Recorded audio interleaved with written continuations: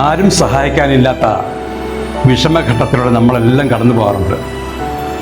ആരും സഹായിക്കാനില്ല എന്ന് നമ്മൾ വിഷമിച്ചിരിക്കുന്ന ഒത്തിരി അനേകം അവസരങ്ങൾ നമുക്കുണ്ട്.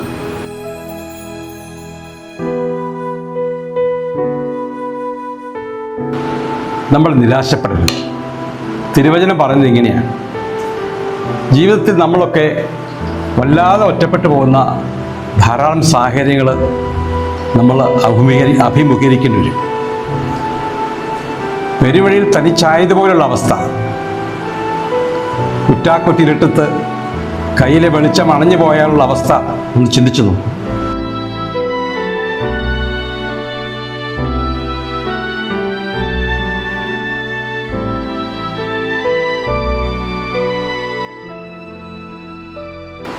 നമ്മൾക്ക് മാത്രമേ അതിൻ്റെ വിഷം അറിയത്തുള്ളൂ.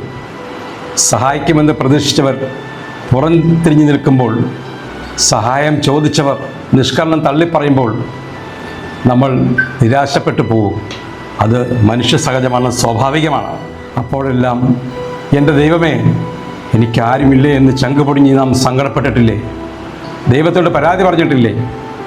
എന്നാൽ ഇത്തരം അത്യന്തം ദയനീയവും നിസ്സഹായവുമായ അവസ്ഥകളിൽ നാം ഓർത്തിരിക്കേണ്ട ഒരു തിരുവചനമുണ്ട്: ഞാൻ നിങ്ങളെ അനാഥരായി വിടുകയില്ല, ഞാൻ നിങ്ങളുടെ അടുത്തേക്ക് വരും.